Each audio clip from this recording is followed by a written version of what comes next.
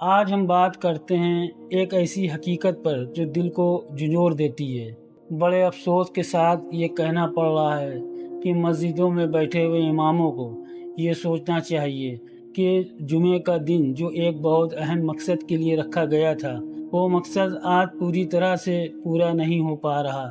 اپنی بات شروع کرنے سے پہلے میں تمام علماء دین سے ادب کے ساتھ معذرت چاہتا ہوں۔ یہ بات میں نہیں کہہ رہا، بلکہ یہ بات اللہ اپنی کتاب قرآن میں بار بار یاد دلاتا ہے۔ اللہ فرماتا ہے، کیا انہوں نے نہیں دیکھا کہ ہم نے ان سے پہلے کتنی قوموں کو ہلاک کر دیا؟ اور ایک جگہ اللہ فرماتا ہے، کیا تم زمین میں چلے پھرے نہیں کہ دیکھا ہو کہ انجام کیا ہوا ان لوگوں کا جو تم سے پہلے تھے؟ سوچنے والی بات یہ ہے، اللہ بار بار کیا تم دیکھتے نہیں کیوں کہتا؟ اس کا مقصد ہے یاد دلانا، ہوش دلانا اور ذمہ داری کا احساس جگانا۔ اور بات یہیں آ کر نہیں رکتی ہے۔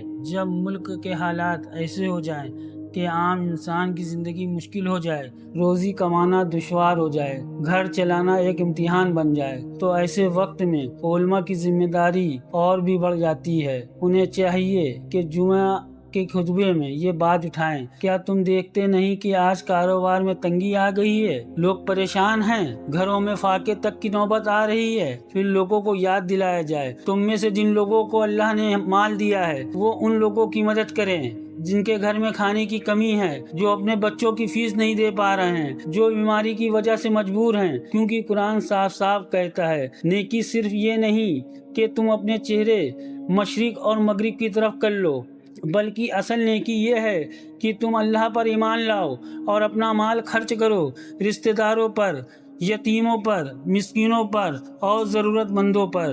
اگر ہم نے یہ پیغام لوگوں تک نہیں پہنچایا تو کہیں نہ کہیں ہم نے اللہ کی کتاب کا حق ادا نہیں کیا۔ علماء کو چاہیے کہ وہ صرف روایتی باتیں ہی نہ کریں، بلکہ عام لوگوں کے درد کو سمجھیں، ان کی مشکلات کو پہچانیں اور جمعے کے دن پر روشنی ڈالیں، کیونکہ جمعے کا اصل مقصد صرف بیان نہیں بلکہ امت کو جوڑنا، جگانا اور ایک دوسرے کی مدد کے لیے کھڑا کرنا ہے۔ کہیں ایسا نہ ہو کہ کل جب ہم اللہ کے سامنے کھڑے ہوں گے تو مال والے لوگ یہ کہیں، یا اللہ ہمیں کسی نے بتایا ہی نہیں۔ اور کہیں ایسا نہ ہو کہ ہمارا حال بھی ان لوگوں جیسا ہو جائے جن کے بارے میں اللہ نے فرمایا، جو لوگ ہماری اتاری ہوئی صاف نشانیوں اور ہدایت کو چھپاتے ہیں جبکہ ہم نے انہیں کتاب میں لوگوں کے لیے صاف صاف بیان کر دیا ہے، ان پر اللہ کی لعنت ہے اور لعنت کرنے والوں کی بھی لعنت ہے۔